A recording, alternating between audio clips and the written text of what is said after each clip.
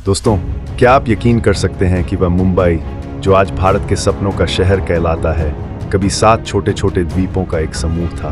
ये सिर्फ एक शहर की कहानी नहीं है, बल्कि ये इंसानी जज्बे, मेहनत और हौसले की वह दास्तान है जिसने इतिहास को बदल कर रख दिया। मुंबई, जो आज हमारे देश की आर्थिक धड़कन है, उसकी नींव में संघर्ष और सफलता की एक अद्भुत गाथा छिपी हुई है। आप यकीन नहीं करेंगे कि आज जिस चमकते हुए मुंबई को हम देखते हैं, वह कभी कई भागों में बंटा हुआ एक टापू था।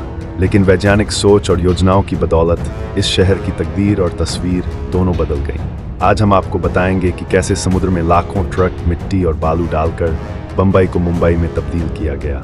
आपने अक्सर सुना होगा कि मुंबई का निर्माण 7 द्वीपों को जोड़कर किया गया था, लेकिन सवाल ये उठता है कि आखिर इन द्वीपों को जोड़ने की जरूरत क्यों पड़ी। जब ये काम शुरू हुआ, तब मुंबई भारत के शीर्ष शहरों में भी शामिल नहीं था। फिर इतनी बड़ी परियोजना पर इतना धन और समय क्यों खर्च किया गया? ये कहानी शुरू होती है 16वीं शताब्दी में, जब मुंबई के इन द्वीपों पर पुर्तगालियों का शासन था। उस समय ये द्वीप प्राकृतिक सुंदरता से भरपूर थे, लेकिन व्यापार और सैन्य दृष्टि से इनकी कोई खास अहमियत नहीं थी। पुर्तगालियों ने मुंबई को ज्यादा तवज्जो नहीं दी, लेकिन 17वीं शताब्दी में जब ब्रिटिश ईस्ट इंडिया कंपनी यहाँ आई, तब उन्होंने मुंबई को एक रणनीतिक केंद्र के रूप में देखा। मुंबई की भौगोलिक स्थिति इसे खास अपनाती थी। यहाँ समुद्र उथला था और तटीय इलाका पत्थरों से भरा हुआ था। यह जगह थी जहाँ ज्वार के समय पानी बढ़ता था और भाटा के समय पानी किलोमीटर पीछे चला जाता था। इसी कारण इन द्वीपों को जोड़ना तकनीकी रूप से संभव था। समुद्र की गहराई कम होने और सतह के नीचे पत्थर होने की वजह से यहाँ भराव करना और जमीन को स्थिर बनाना अपेक्षाकृत आसान था। ब्रिटिश ईस्ट इंडिया कंपनी ने सबसे पहले यहाँ डॉक और छोटे बंदरगाह बनाने के लिए भूमि पुनरुद्धार यानी रिक्लेमेशन की प्रक्रिया शुरू की, लेकिन जल्द ही उन्हें एहसास हुआ कि यहाँ पानी भरने की समस्या थी, जिससे हर साल बाढ़ का खतरा बना रहता था। इसलिए 1784 में विलियम हॉर्नबी ने एक बड़ा प्रोजेक्ट शुरू किया, जिसका मकसद मुंबई के निचले इलाकों को बाढ़ से बचाना था। 19वीं शताब्दी में आते आते ब्रिटिश सरकार ने मुंबई के महत्व को समझते हुए यहाँ बड़े पैमाने पर निवेश करना शुरू कर दिया। अब भूमि पुनरुद्धार का मकसद सिर्फ बाढ़ से बचाव नहीं था, बल्कि व्यापार और औद्योगिक विकास के लिए नई जमीन तैयार करना भी था। इस दौरान बॉम्बे पोर्ट ट्रस्ट की स्थापना की गई, जिसने मुंबई को एक अंतर्राष्ट्रीय व्यापारिक केंद्र के रूप में विकसित करने में महत्वपूर्ण भूमिका निभाई। इस बात को समझना जरूरी है कि उस समय यह काम सिर्फ ब्रिटिश सरकार का नहीं था। मुंबई के समृद्ध व्यापारी, खासकर पारसी समुदाय के लोग, इस काम में अपनी पूंजी लगा रहे थे।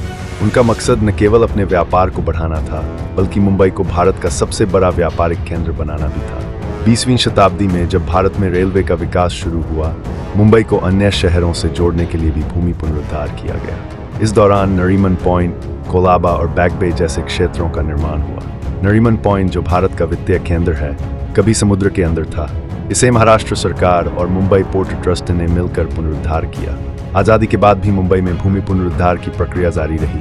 बांद्रा कुर्ला कॉम्प्लेक्स और बांद्रा वर्ली सी लिंक जैसे प्रोजेक्ट्स ने भी नई जमीनें तैयार करने में मदद की। मुंबई की यह कहानी हमें सिखाती है कि कैसे इंसानी हौसला और विज्ञान मिलकर असंभव को संभव बना सकते हैं। मुंबई का निर्माण सिर्फ एक इंजीनियरिंग चमत्कार नहीं, बल्कि यह उन लाखों मजदूरों की मेहनत का नतीजा है जिन्होंने दिन रात काम करके इस सपनों के शहर को आकार दिया। ये उन इंजीनियरों और वैज्ञानिकों की मेहनत का परिणाम है जिन्होंने समुद्र को चुनौती दी और इसे एक आधुनिक महानगर में बदल दिया। भारत के वैज्ञानिकों और इंजीनियरों ने न केवल मुंबई को आधुनिक बनाया, बल्कि इसे एक ऐसा शहर भी बनाया जो आज दुनिया के सामने एक मिसाल है। समुद्र को पाट कर जमीन तैयार करना कोई आसान काम नहीं था।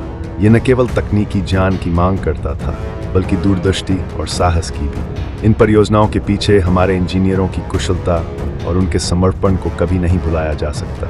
मुंबई के निर्माण की ये कहानी हमें ये भी दिखाती है कि कैसे हमारे देश के संसाधनों और लोगों ने एकजुट होकर दुनिया के सामने एक चुनौती पेश की। चाहे वह ब्रिटिश शासनकाल हो या आज का आधुनिक भारत, हमारी भूमि, हमारे लोग और हमारे संसाधन हमेशा से हमारी सबसे बड़ी ताकत रहे हैं। आज मुंबई में जो गगनचुंबी इमारतें और चौड़ी सड़कें हैं, वे उसी मेहनत और लगन का परिणाम है। ये शहर हर भारतीय को एक ऐसा मंच देता है जहां वे अपने सपनों को साकार कर सकते हैं। ये केवल भारत की आर्थिक राजधानी नहीं है, बल्कि यह हर भारतीय के सपनों का प्रतीक भी है। आज़ादी के बाद भी मुंबई में रिक्लेमेशन का काम जारी रहा। आपका इस बारे में क्या कहना है? हमें कमेंट में ज़रूर बताइएगा। अगर आपको ये वीडियो पसंद आया हो तो इसे लाइक करें, शेयर करें और हमारे चैनल को सब्सक्राइब करें ताकि आपको इसी तरह की और भी दिलचस्प जानकारियां मिलती रहें।